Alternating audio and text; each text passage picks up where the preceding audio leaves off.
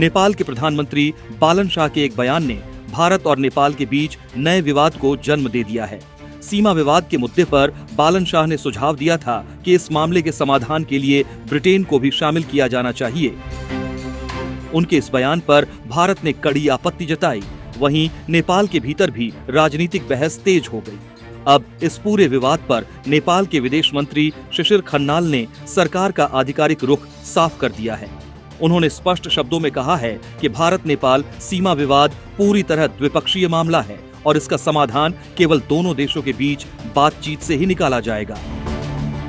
किसी तीसरे पक्ष की मध्यस्थता की नेपाल सरकार को आवश्यकता नहीं है। नेपाली संसद को संबोधित करते हुए शिशिर खनाल ने कहा कि नेपाल हमेशा ऐतिहासिक संधियों, समझौतों और आधिकारिक मानचित्रों के आधार पर भारत के साथ कूटनीतिक वार्ता के जरिए समाधान खोजने के लिए प्रतिबद्ध रहा है। उन्होंने यह भी बताया कि सीमा निर्धारण से जुड़े द्विपक्षीय तंत्र और तकनीकी समूह उन क्षेत्रों में भी काम दोबारा शुरू कर चुके हैं जहां वर्षों से कोई खास प्रगति नहीं हो रही थी। खनाल का यह बयान ऐसे समय में आया है जब कुछ सप्ताह पहले प्रधानमंत्री बालन शाह ने सीमा विवाद को लेकर ब्रिटेन की भागीदारी का प्रस्ताव रखा था। भारत ने उस प्रस्ताव को तुरंत खारिज करते हुए साफ कहा था कि भारत और नेपाल के बीच किसी भी द्विपक्षीय मुद्दे में तीसरे पक्ष की कोई भूमिका नहीं हो सकती। यह दूसरा अवसर है जब नेपाल के विदेश मंत्री को इस मुद्दे पर सरकार की स्थिति स्पष्ट करनी पड़ी है। इससे पहले भारत यात्रा के दौरान भी उन्होंने कहा था कि सीमा से जुड़े सभी विवाद तथ्यों, दस्तावेजों और मौजूदा द्विपक्षीय व्यवस्थाओं के आधार पर सुलझाए जाएंगे, न कि किसी अंतर्राष्ट्रीय मध्यस्थ के जरिए। 5 से 7 जून के बीच शिशिर खनाल भारत दौरे पर भी आए थे। उनसे पहले नेपाल की सत्तारूढ़ राष्ट्रीय स्वतंत्र पार्टी के प्रमुख रवि लामिछाने ने भी भारत का दौरा किया था। इस दौरान उन्होंने प्रधानमंत्री नरेंद्र मोदी, केंद्रीय गृह मंत्री अमित शाह और विदेश मंत्री से मुलाकात की थी।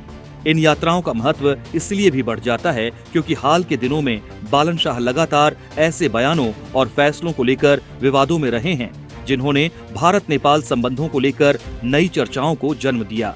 सीमा विवाद को अंतर्राष्ट्रीय स्तर पर ले जाने की उनकी कोशिशों को भारत ने गंभीरता से लिया और साफ संदेश दिया कि दोनों देशों के बीच मौजूद द्विपक्षीय तंत्र ही ऐसे मामलों के समाधान का एकमात्र रास्ता है।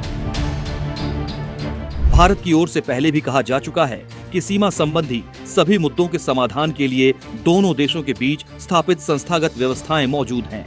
ऐसे में किसी तीसरे पक्ष की मध्यस्थता का सवाल ही नहीं उठता।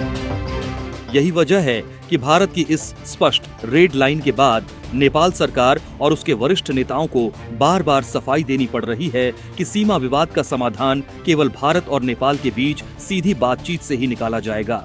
फिलहाल नेपाल के विदेश मंत्री के ताजा बयान ने यह संकेत जरूर दिया है कि काठमांडू की आधिकारिक नीति अब भी द्विपक्षीय वार्ता के रास्ते पर कायम है, लेकिन प्रधानमंत्री बालन शाह के बयान से पैदा हुआ राजनीतिक विवाद अभी पूरी तरह थमता नजर नहीं आ रहा।